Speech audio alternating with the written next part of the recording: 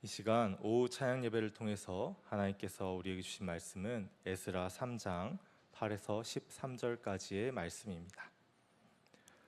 에스라 3장 8에서 13절까지의 말씀. 구약 성경 714면쯤에 있습니다. 에스라 3장 8에서 13절 말씀입니다. 다 찾으셨다면 교독하시고 마지막 절은 다 함께 읽도록 하겠습니다. 예루살렘에 있는 하나님의 성전에 이른 지 2년 둘째 달에 스알디엘의 아들 스룹바벨과 요사닥의 아들 예수아와 다른 형제 제사장들과 레위 사람들과 무릇 사로잡혔다가 예루살렘에 돌아온 자들이 공사를 시작하고 20세 이상의 레위 사람들을 세워 여호와의 성전 공사를 감독하게 하매, 이에 예수아와 그의 아들들과 그의 형제들과 감미엘과 그의 아들들과 유다 자손과 헤나다 자손과 그의 형제 레위 사람들이 일제히 일어나 하나님의 성전 일꾼들을 감독하니라. 건축자가 여호와의 성전의 기초를 놓을 때 제사장들은 예복을 입고 나팔을 들고 아삽 자손 레위 사람들은 제금을 들고 서서 이스라엘 왕 다윗의 규례대로 여호와를 찬송하되 찬양으로 화답하며 여호와께 감사하여 이르되 주는 지극히 선하심으로 그의 인자하심이 이스라엘에게 영원하시도다 하니, 모든 백성이 여호와의 성전 기초가 놓임을 보고 여호와를 찬송하며 큰 소리로 즐거이 부르며, 제사장들과 레위 사람들과 나이 많은 족장들은 첫 성전을 보았으므로 이제 이 성전의 기초가 놓임 보고 대성통곡하였으나 여러 사람은 기쁨으로 크게 함성을 지르니, 다 함께 백성이 크게 외치는 소리가 멀리 들림으로 즐거이 부르는 소리와 통곡하는 소리를 백성들이 분간하지 못하였더라. 아멘. 네, 오늘 이 예배 자리에 나오신 모든 성도 여러분, 주님의 말씀으로 풍성한 은혜 누리시길 바랍니다. 일단 우리가 마지막으로 읽었던 이 본문 13절을 다시 한번 다 함께 읽어보도록 하겠습니다. 시작. 백성이 크게 외치는 소리가 멀리 들림으로 즐거이 부르는 소리와 통곡하는 소리를 백성들이 분간하지 못하였더라. 아멘. 오늘 에스라서는 백성이 크게 외치는 소리가 저 멀리까지 들렸는데 즐거이 부르는 소리와 통곡하는 소리가 뒤섞여서 분간하지 못하였다고 기록하고 있습니다. 즐거움과 통곡이 뒤섞여 뭐라고 딱 단정 지을 수 없는, 구분할 수 없는 소리가 되어버렸습니다. 대체 무슨 일이 있었던 걸까요? 당시 이스라엘은 하나님께 불순종하여 그 결과 바벨론에 의해 나라가 망했다가 70년 포로 생활을 한 뒤에 다시 예루살렘에 돌아온 상황이었습니다. 이들은 성전을 다시 회복하기 위한 준비 과정을 거쳐왔습니다. 먼저는 합법적인 절차를 밟았습니다. 에스라 1장 2에서 3절입니다. 바사왕 고레스는 말하노니, 하늘의 하나님 여호와께서 세상 모든 나라를 내게 주셨고 나에게 명령하사 유다 예루살렘에 성전을 건축하라 하셨나니, 이스라엘의 하나님은 참 신이시라. 너희 중에 그의 백성된 자는 다 유다 예루살렘으로 올라가서 이스라엘의 하나님 여호와의 성전을 건축하라. 그는 예루살렘에 계신 하나님이시라.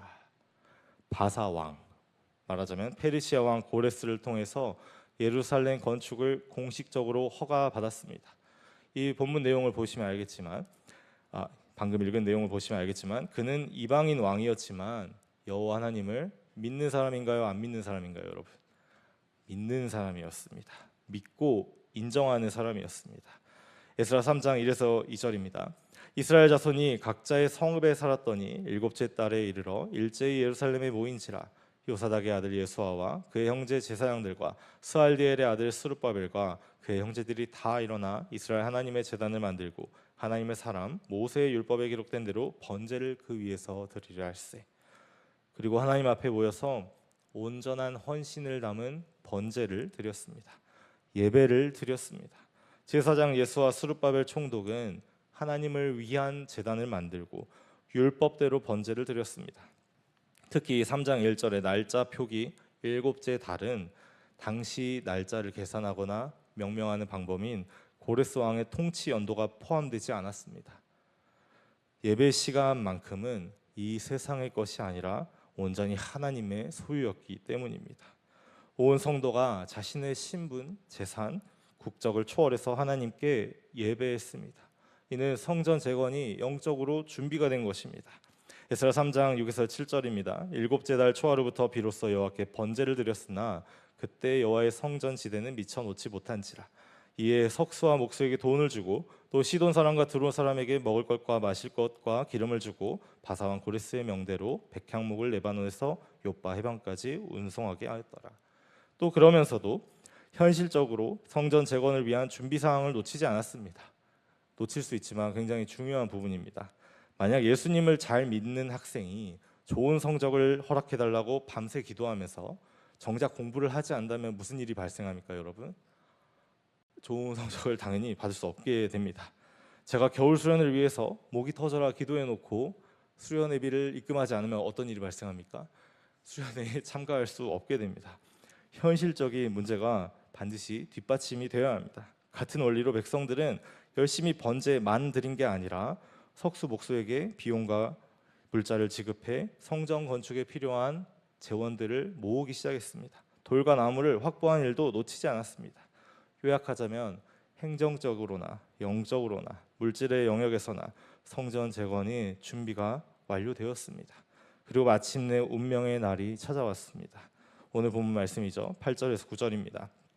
예루살렘에 있는 하나님의 성전에 이른 지 2년 둘째 달에 스알디엘의 아들 스룹바벨과 요사닥 아들 예수아와 다른 형제 제사장들과 레위 사람들과 무릇 사로잡혔다가 예루살렘에 돌아온 자들이 공사를 시작하고 20세 이상의 레위 사람들을 세워 여호와의 성전 공사를 감독하게 하며 이에 예수아와 그의 아들들과 그의 형제들과 감미엘과 그의 아들들과 유다 자손과 헤나다 자손과 그의 형제 레위 사람들이 일제히 일어나 하나님의 성전 일꾼들을 감독하니라. 성전 재건 공사가 본격적으로 시작되었습니다. 20세 이상의 레위 사람들이 동원되었습니다. 그런데 이들이 뒤에서 팔짱 끼고 다 지을 때까지 기다린 것이 아니라 어떻게 하고 있죠? 지금 공사판에 직접 뛰어들었습니다. 성경은 이들의 아들들과 아버지들이, 형제들이 일제히 일어나 감독했다고 증언합니다. 일제히 하나된 마음으로 세대를 초월해서 함께 일했습니다. 재미있는 건 여기서 감독하다라는 뜻으로 사용된 히브리어 나시는 성경에서 음악을 지휘하다라는 의미로 훨씬 더 많이 사용되었다는 것입니다. 그리고 이어진 10절을 보면 건축자가 여호와의 성전 기초를 놓을 때 제사장들은 예복을 입고 나팔을 들고 아삽 자손 레위 사람들은 재금을 들고 서서 이스라엘 왕 다윗의 규례대로 여호와를 찬송하되. 본문은 의도적으로 이 성전을 공사하는 그 공사 감독자와 찬양 인도하는 지휘자의 이미지를 중첩시키고 있습니다. 그들은 레위인이면서 제사장들이었습니다. 성전의 기초석을 놓는 착공식 당일 이 제사장들은 작업복이 아니라 예복을 입고 등장했습니다. 그들의 손에는 나팔과 재금이 들려 있었습니다. 악기를 연주하기 시작했다는 것입니다. 나팔은 뭔지 다들 아실 것 같은데 재금은 잘 모를 수 있겠죠. 사진을 한번 보여줄 수 있나요? 네, 영어로는 심벌즈라고 하는데 저렇게 양쪽을 잡고 쨍쨍 쳐서 큰 소리를 내는 악기입니다. 이제 내려주세요. 구약에서 재금은 크게 울리는 소리는 내는 악기로서 다수의 인원이 악기와 목소리로 하나님을 찬양할 때, 너무 많은 사람이 함께 찬양할 때 박자와 가락을 맞추기 위한 용도로 사용되었습니다. 마치 조선시대 때 국악을 하면 징을 울려서 박자를 맞추었듯이 말입니다. 오늘날에도 비슷한 역할을 하는 악기가 있죠. 그게 뭘까요, 여러분? 저쪽에 있는 드럼이라고 볼 수 있을 겁니다. 큰 소리가 나기 때문에, 쨍하는 소리가 나기 때문에 박자 맞추는데 굉장히 용이한 악기입니다. 나팔과 재금이 동원되었다는 것은 조직적인 찬양대와 세션이 준비되었다는 것을 의미합니다. 자, 그렇다면 이들은 하나님께 어떤 찬양을 드렸을까요? 10절은 이들이 이스라엘 왕 다윗의 규례대로 찬양했다고 기록하고 있습니다. 다윗의 규례대로, 이것은 그들이 과거 다윗과 같이 하나님을 찬양했다는 의미입니다. 역대상 16장 5절에서 6절을 우리 다 함께 읽어보겠습니다. 시작. 아삽은 우두머리요 그 다음은 스가랴와 여이엘과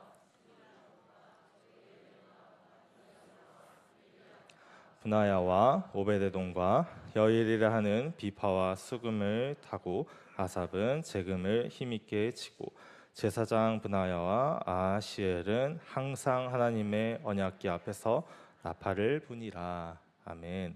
역대하 16장을 보면 다윗은 그 스스로가 뛰어난 수금 연주자이기도 했지만 여러 시편을 남긴 음악가 아삽을 필두로 한 찬양대를 조직하고 운영했습니다. 특히 찬양대장 아삽은 직접 재금을 연주하면서 찬양을 진두지휘했습니다. 제사장들도 늘 언약궤 앞에서 나팔을 불었습니다. 그 찬양 어떤 찬양인지 좀 궁금하시죠? 그 찬양의 가사는 이랬습니다. 34절과 35절 보여주세요. 여호와께 감사하라. 그는 선하시며 그의 인자하심이 영원함이로다. 너희는 이르기를 우리 구원의 하나님이여 우리를 구원하여 만국 가운데서 건져내시고 모으사 우리로 주의 거룩한 이름을 감사하며 주의 영광을 드높이게 하소서 할지어다. 여호와께 감사하라. 그는 선하시며 그의 인자하심이 영원함이로다. 이 부분은 시편 118편 1절의 가사와 정확히 일치합니다. 보여주시면 여호와께 감사하라. 그는 선하시며 인자하심이 영원함이로다. 똑같이 나오고 있죠. 다윗은 백성들에게 이어서 이렇게 찬양하라고 가르칩니다. 이렇게 찬양해야 한다고 가르칩니다. 우리 구원의 하나님이여 우리를 구원하소서. 만국 가운데서 건져내고 모으사 주의 거룩한 이름을 감사하며 영광을 드높이게 하소서. 다윗은 하나님이 구원하시는 분이라는 점을 명확히 인지하고 있었습니다. 여호와 하나님께서는 영원히 선하심과 인자하심을 베푸시기 때문에 백성들도 마땅히 이 하나님처럼 하나님을 영원히 기억하며 찬양해야 한다고 생각했습니다. 지금 여기 모여 계신 성도 여러분께 묻고 싶습니다. 사랑하는 성도 여러분, 하나님께서는 당신의 구원자이십니까? 그의 선하심과 인자하심에 영원히 감사하며 찬양하길 원하십니까? 그렇습니다.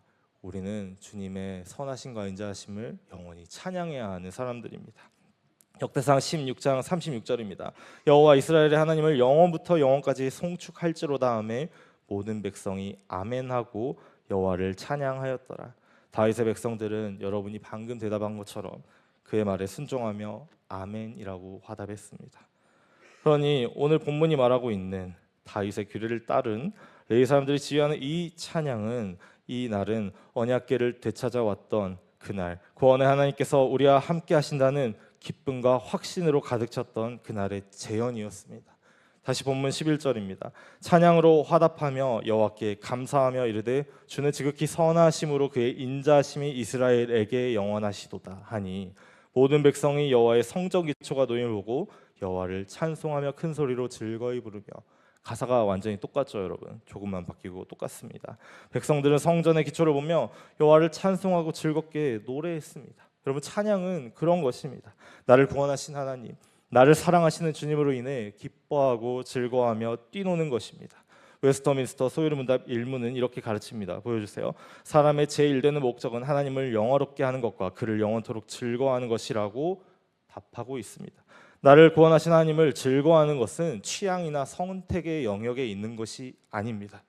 필수적인 신앙의 덕목입니다. 하나님을 즐거워하고 기뻐하는 성도가 되어야 할 것입니다.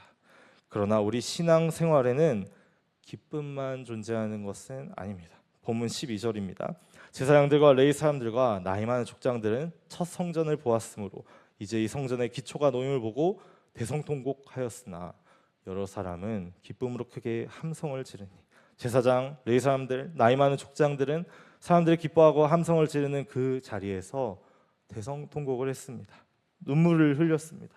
본문은 그 이유를 첫 성전을 보았으므로라고 말하고 있습니다. 첫 성전, 즉 솔로몬이 세웠던 이스라엘의 황금기를 상징하는 그 아름답고 웅장한 성전을 기억했습니다. 우리식으로 말하자면 하나님과 처음 사랑에 빠졌던 그 뜨거운 순간을 회상했습니다. 그럼에도 불구하고 죄에 빠져서 그 성전에서 드려졌던 가증스러운 우상 숭배들을 기억했습니다. 그 성전이 불타던 심판의 날을 기억했습니다. 예레미야 애가 1장 1에서 2절입니다. 슬프다 이 성이여, 전에 사람들이 많더니 이제는 어찌 그렇게 적막하게 앉았는고. 전에 열국 중에 크던 자가 이젠 과부같이 되었고, 전에 열방 중에 공주였던 자가 이제는 강제 노동을 하는 자가 되었도다. 밤에는 슬피의 운이 눈물이 뺨에 흐르며 사랑하는 자들 중에 그에게 위로하는 자가 없고 친구들도 다 배반하여 원수들이 되었도다. 지난 70년 동안 바벨론 땅에서 멸시받고 천대받으며 갖은 모욕과 수모를 당하던 강제노동, 성폭행, 살인, 협박과 차별의 순간들을 떠올렸습니다. 이 과정들 속에서 부모와 형제, 자식과 친구들이 힘없이 죽어갔는데 가장 쓸모없는 나만 살아서 이 새 성전의 기초석을 보게 된 것입니다.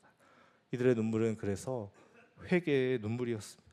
이들의 통곡은 애도의 통곡이었습니다. 이들의 눈물은 병들고 늙은 모습으로 다시 주님 앞에 돌아온 이날, 그 세월 속에서도 변하지 않은 영원하신 하나님의 사랑을 향한 영혼의 깊은 탄식이었습니다. 이 또한 주님을 향한 찬양인 것입니다. 그 예배 현장에 젊은이들의 기쁜 함성과 나이 든 사람들의 통곡이 있었습니다.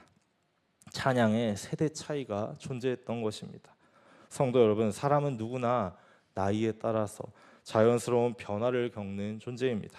우리가 어린 날에는 어땠습니까? 기억이 나시나요, 여러분? 낙엽 굴러가는 것만 봐도 깔깔대며 웃었습니다. 주일학교 아이들을 보면 왜 웃지? 라는 생각이 들 때가 참 많이 있죠. 항상 웃는 얼굴로 있습니다. 아이들은 원래 웃음이 많습니다. 또 청년들은 어떻습니까, 여러분?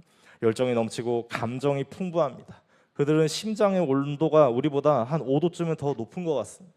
불의를 보면 참지 못하는 정의감, 사랑에 도취해서 끌어올리는 혈기, 춤추며 노래하는 열정이 넘쳐납니다. 자기 주장이 강하고요, 절대 타협하지 않으려고 듭니다. 나의 세계와 공간을 만들기 위해 최고의 노력을 합니다.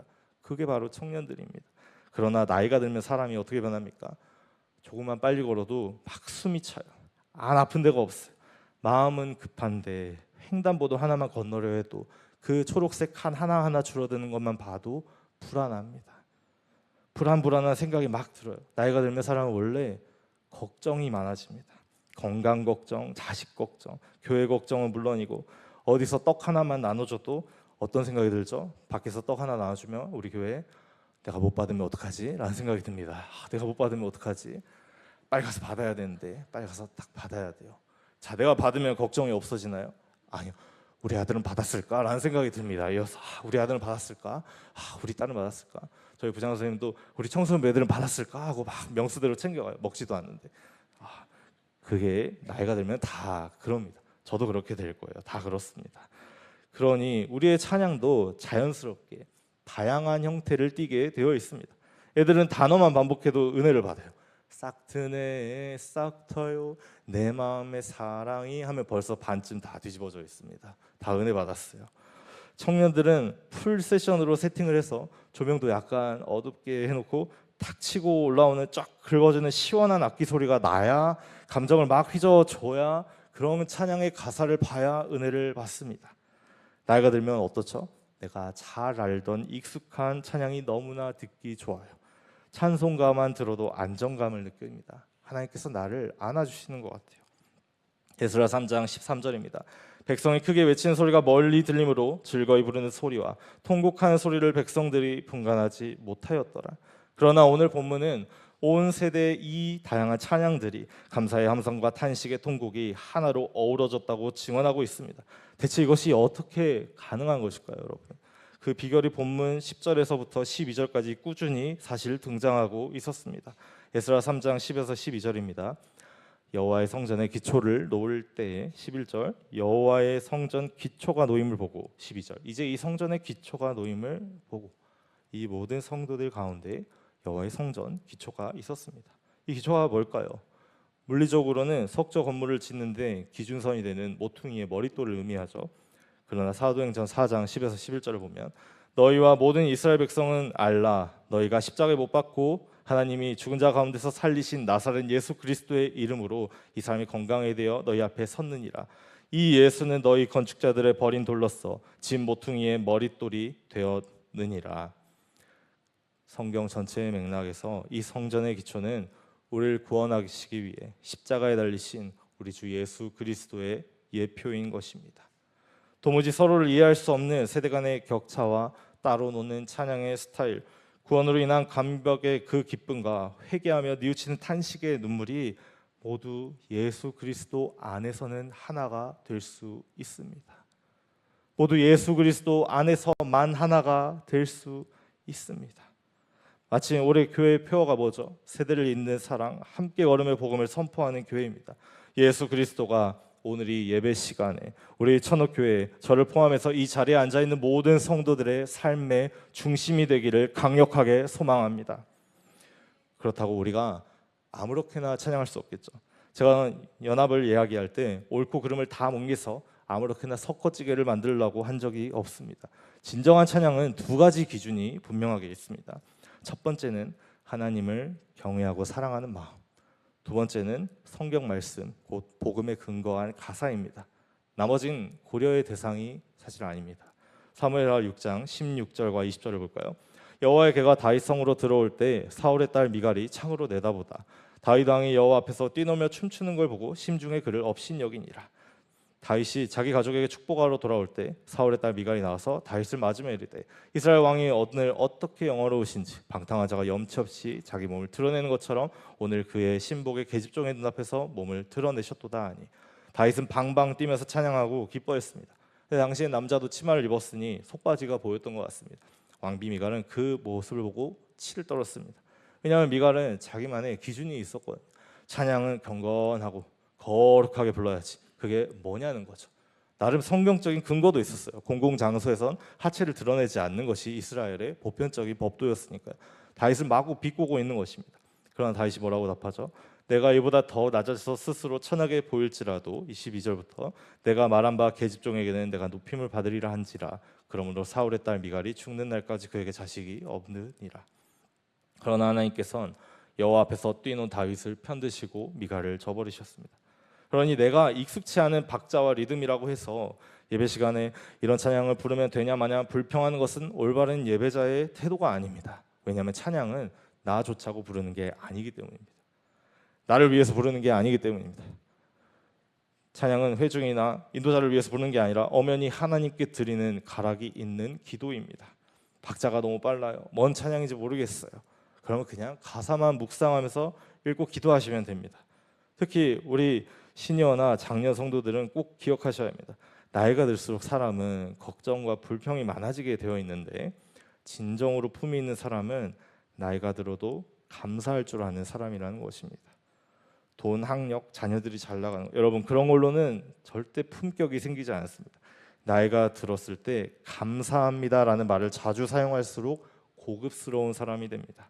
아무리 명품을 둘러도 자기 사는 아파트 경비한테 인사할 줄 모르고 식당에서 서빙하는 직원한테 야 이리 와봐 하는 사람은 절대 품위가 있다고 말할 수 없습니다. 그러려면 먼저 하나님께 감사하는 신앙생활을 반드시 회복하셔야 합니다. 다윗도 말하고 있지 않습니까? 여호와께 감사하라. 이건 명령문이에요. 주는 선하시고 인자하심이 무궁하시니까 감사할 만하지 않습니까, 여러분? 불평하지 말고 감사하는 저와 여러분이 되시길 소망합니다. 누가복음 20장 47절입니다. 그들은 과부의 가산을 삼키며 외식으로 길게 기도하니 그들이 더 엄중한 심판을 받으리라 하시니라.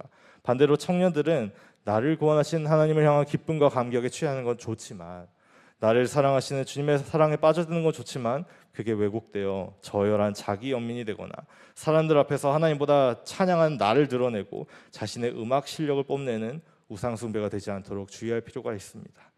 서기관들이 외식으로 길게 기도한다는 표현은 기도문 자체가 긴 게 아니라 나를 보는 사람들을 의식해서 의도적인 바이브레이션을 넣는 것을 지적하고 있습니다. 하나님은 이들을 위선자라고 하십니다. 일상의 삶은 과부의 가산을 삼키는 막장이면서 교회에서 신나게 찬양하는 그런 건 가짜입니다. 찬양의 대상은 군중도 찬양 인도자도 연주자도 아닌 살아계신 하나님이기 때문입니다. 삶과 찬양이 따로 논다면 몸과 영혼이 병들게 되어 있습니다. 온도 차이가 생겨버리기 때문에 교회를 가기 싫어지거나 직장에 출근하기 싫어질 겁니다. 가족들을 사랑하고 성실하게 일하면서 열정적으로 찬양한다면 스트레스가 별로 없을 텐데 가면 여러 개를 번갈아 쓰고 살면 그거 굉장히 큰일 납니다, 여러분. 당신이 병들게 되는 것입니다. 그러니 청년들은 더욱 주님 앞에서 순결하고 정직한 마음으로 찬양하기 위해 실질적인 삶의 현장에서 경건 생활을 꼭 실천할 필요가 있습니다. 그래야만 여러분의 찬양도 절대로 길을 잃지 않고 늘 감사와 기쁨이 풍성하게 될 것입니다. 고린도전서 8장 3절입니다. 또 누구든지 하나님을 사랑하면 그 사람은 하나님도 알아주시느니라. 찬양은 온 마음이 하나님을 향해야 합니다. 아무리 내가 천사의 음성으로 노래하고 콩쿠르를 수상할 실력으로 연주하더라도 그 안에 하나님을 향한 사랑이 없다면, 예수 그리스도의 사랑이 없다면 그건 찬양이 아닙니다. 설령 돼지 멱다는 소리로 음정 다 틀리게 찬양하더라도, 박자를 놓쳐서 엇박으로 연주하더라도 하나님을 진정으로 사랑하고 경외한다면 하나님께서는 그를 알아주실 것입니다. 우리를 향하신 예수님의 사랑은, 예수님을 향한 우리의 사랑은 세대를 초월합니다. 주님께서 베풀어 주신 구원은 우리를 기쁘고 감격스럽게 만듭니다. 변하지 않는 주님의 약속과 사랑 앞에서 우리는 누구나 죄를 뉘우치고 회개할 수 있습니다. 요한계시록 3장 20절입니다. 볼지어다 내가 문 밖에 서서 두드리노니 누구든지 내 음성을 듣고 문을 열면 내가 그에게로 들어가 그와 더불어 먹고 그는 나와 더불어 먹으리라. 예수님이 당신의 마음을 매일 두드리십니다. 매주 돌아오는 이 예배의 시간은 나를 피 묻은 손으로 안아주시는 예수님을 만나는 시간이자 그를 향해 사랑을 고백하는 시간입니다. 우리는 주 안에서 함께 걸으며 나를 향하신 예수 그리스도의 사랑을 아름다운 선율과 기악과 목소리로 찬양하는 그분의 소중한 성도들입니다. 사랑하는 성도 여러분, 기쁨과 탄식이 소용돌이치는 우리의 진실한 찬양 가운데서 우리를 기다리시는 예수님을 만나셔야 합니다. 주님은 우리와 함께 먹고 나누며 기뻐하시기를 원하십니다. 이제 시편 104편 33절 34절을 다 함께 읽겠습니다. 시작. 내가 평생토록 여호와께 노래하며 내가 살아있는 동안 내 하나님을 찬양하리로다. 나의 기도를 기쁘게 여기시기를 바라나니 나는 여호와로 말미암아 즐거워하리로다. 아멘. 오늘 여러분의 입술로 고백한 이 고백을 마음에 새기며 감사와 경건의 습관으로 다가올 한 주도 승리하시는 저와 여러분 그리고 전업교회가 되시길 소망합니다.